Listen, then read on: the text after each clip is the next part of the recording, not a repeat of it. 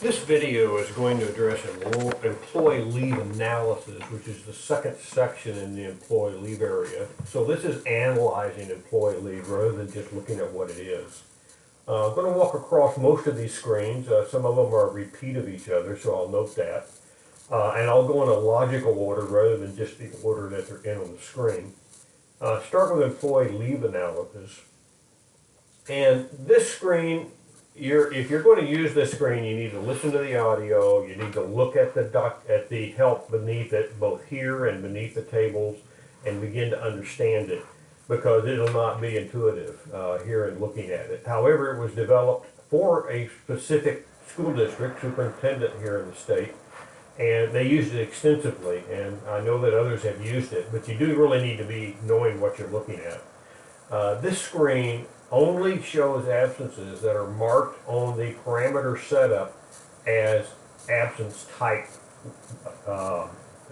leave. In other words, these are employees that were truly absent, not the ones that were on a field trip or any vacation or anything else you marked as not an absence type of leave.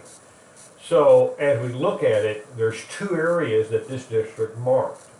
Number one was sick leave, number two was paid leave. Those are the only two that were absence, and then all of the leave combined is generated by Pulse.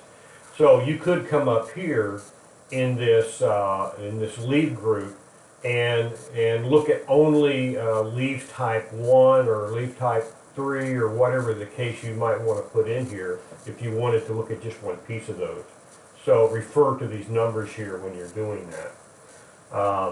Now, in what we're looking at on the screen, as we come down here and look, let's look at this first employee and talk about what we're, in fact, let's come down here a little further, and let's look at Kyle Anderson here. Kyle Anderson, if we look at him, has 3 truly absent sick days, and they were sick leave. So therefore, all leave absences combined is 3 days. However, this employee has been out 34 days this year, but 31 of them were for a reason that weren't considered absent. It could have been vacation, it could have been field trips with students, I don't know. There's something unique about him, but that's what that's telling you when you look at it. It's also telling you for each employee, that this employee is on a 180-day contract. The designated leave days that he has is 1 day, so which is here. So therefore, he has been absent 0.6% of the contract duration. So if you look at absences separate from attendance, if you were doing attendance, you wouldn't look at it this way. But this is how Suspend tracks it. Then this is showing you the same data for each location. So therefore, this allows you to go down and analyze that data, and notice you can do it in several different ways as you look at it. Like, let's say that I only wanted to look at 180-day employees only. Well, the system would then change the display to only show 180-day employees, both in the totals as well as in the detail. So I'm going to leave that at that. But you can see that there's quite a bit to this screen, and you'll have to really have a reason to go there to do it. And by the way, the second screen below it is exactly the same. It's just looking at last year's data rather than this year's data. Now, everyone's going to always enjoy looking at the hot date, or maybe they won't enjoy it, I don't know. But on this screen, again, you can have several filters that you can look at. But looking at the entire district, let's look down here a bit. Notice this district does have a Friday problem. 29% of their absences, in other words, absences that are 1 day and are truly absent type, hot dates if you will, are on Fridays. So there are a lot more substitutes running around on Fridays than there are the rest of the week. Also, if you look down the list here, this is each employee showing you how many hot dates that they have and what kind of hot dates they are. Are they defined dates, like a day after a holiday? Are they Mondays? Are they Fridays, etc.? And then over here, this is a scattergram, and this is the current year, and it's early in the year, so there's not a lot of hot dates yet. But you can see that several employees have 4 hot dates already, A lot of employees don't have any. Each of these spots is an employee, and this is the location that they're in. If we came over here and sorted on the hot date column,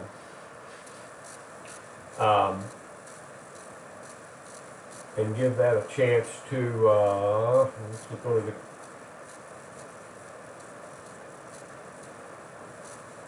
oh, okay. It's happening so fast I don't see it.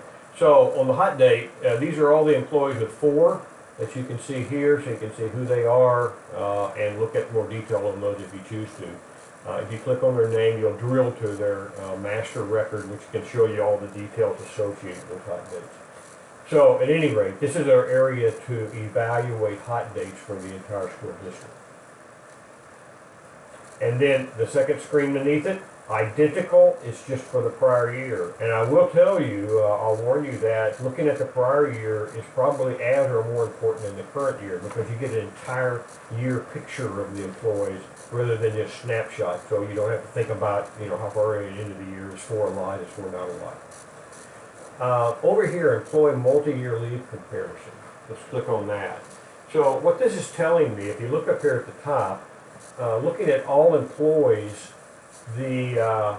all employees had an average absenteeism of 4.5% 2 years ago, exactly the same in the last year. And so far this year is 99, but remember, this is of contract days. So therefore, this is going to grow throughout the year. You can't compare the two. So this, you see it across and then see this go up as the year goes by. For 172-day contract employees, you can see where they are, and so on down the line.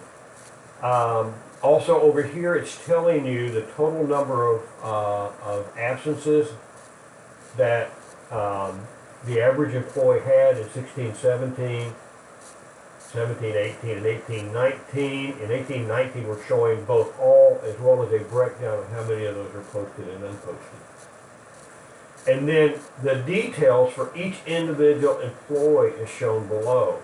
And remember that an employee may not be on the same contract every year of this 3-year window. So this first employee was absent this number of days on the prior years, this much so far this year, but notice that she was on a 183-day contract the prior 2 years.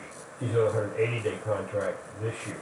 So the system is taking that into consideration and looking at the entirety of each record down here that makes up these totals at the top.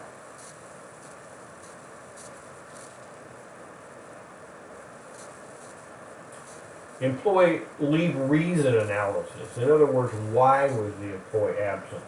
So if you look down the line, you'll see a record of each absent, and with each absent for each employee, you'll see the reason, child ill, etc. as you go down the line, illness, adjustments, and so on. If you come over here to the right, you'll see summaries or totals by all adjustments, all child ill for the district. You can also look at this in numerous different ways, by contract, or maybe you're coming here to analyze leave reason of ill child. Show me the totals for ill child across the district, and ill child for whether it was paid leave or sick leave. Or maybe you're analyzing jury duty. What was the total for jury duty? So this allows you to analyze the data by reason, and that's what the focus of the screen is.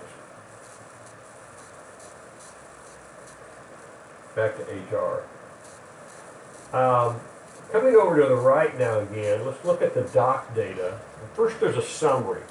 The summary is just everything, if you will, not totals. Or excuse me, just the totals, not everything. And in looking at this, I see that, for example, let's take this employee, Daniel Anderson. He has 20 days of earned leave, and they're all paid. He's earned that this year.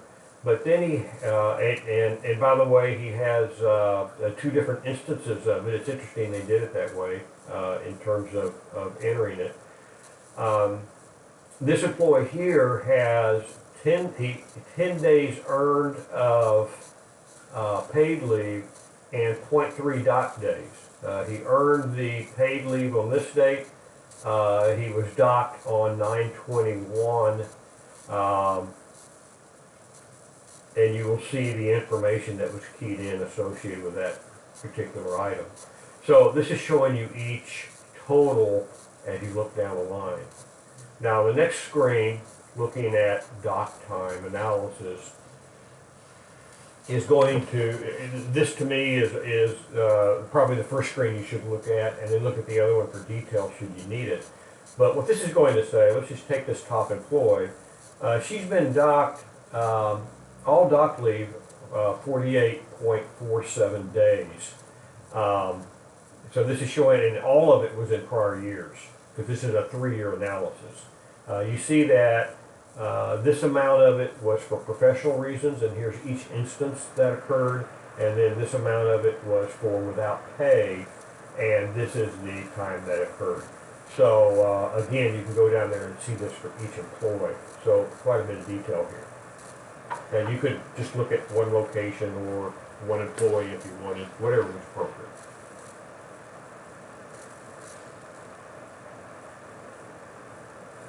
Let's look at these two calendar screens here. The first is looking at an employee's absentee patterns.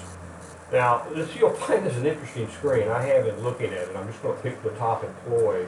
But picking the top employee, we see this person's absentee history here on the right, just for reference. But looking at it on the calendar, we see whether there was a full day absent or a partial day absent. You can see the 7th was a partial day, and she's had no, and you can see she's had no full day absences, but she's also had 2 other kind of leave types that were not counted as leave, and in this case they were professional and paid leave. Both professional leave for 2 different reason codes. So at any rate, you can see the patterns as they appear, and I'm going to tell you, watch these for some teachers, and you'll see how the absenteeism and the professional leave lay on top of each other as you go down the line and look at it. It can become quite interesting. Back to human resources. The next is a district-wide absence pattern. This one, again, I find quite interesting. Notice that we're only through October, or into the middle of October with the data in this particular school district. You see all the different leave dates and how many employees are absent on each date. But what we're showing you here is all the employees in dark red. All the dates in dark red are the 10% of the dates with the highest absenteeism, with the worst 10% absenteeism. Light red are those dates included with the red ones with the worst 25%. The 10% that the best attendance is green, and light green is the 25%. And then no color is somewhere in between these two. So looking at this, what's very interesting is you started the year with very little absenteeism, and all of a sudden you got the teachers came to school and things started happening, and look what happened. And you can see this move throughout the year as you go through. Oops, excuse me, I went to the wrong screen. Let's go back to human resources and move over to employee attendance and retainage. This was asked for by a human resource director that wanted to analyze what their retainage was by contract and employee type. So, and with taking into consideration employee leave, which is why it's in the leave area here. So notice employee types are certified and classified, and in each case, looking over 3 years, let's stick this year to explain it. You can see the average absenteeism for certified versus classified, the average number of days absent, and the total number of employees in the analysis. And then you see the same thing broken down by contract. And you have to stare at this a bit, but a lot of information can come from that. And then down below, you see the detail broken out for this by both employee types and by employee type and position. So type and position, you're certified administrator, certified principal, certified assistant sup, certified teacher, so forth down the line. And then all employees, and then a breakdown by type and experience. What's the absenteeism by years of service, or by department, or by type and location. So you can look at this to see what kind of employee groups are simply out more often, or what type of employee groups are present more often. And then when you see a problem, it lets you home in on that much more closely. Go back to human resources. And then the last screen, contract leave analysis, that's exactly what this screen is meant to do, is to look at how your various groups have attended. So for example, in your probationary teacher, you have, let's see here, there's 99 employees in that group. You see that the probationary teachers have 51 hot dates compared to the others. We find the number of leave days is higher. It's interesting in looking at this. And then you see the totals at the bottom. So these would break out by type, paid and sick, or whatever you use for absentee type code. And then down below, the totals. So we see administrators, percent of absences are lower than most of the others. We would always, if we're a teacher, we would say they don't always enter their absenteeism, which may be a truity. But then you see teachers, tenured teachers at 0.98 and so forth. So again, this is going to give you a lot of detail to look at, to understand where your leave is occurring and being abused or not being abused, as the case may be. With that, that's the completion of that particular section. Thank you very much.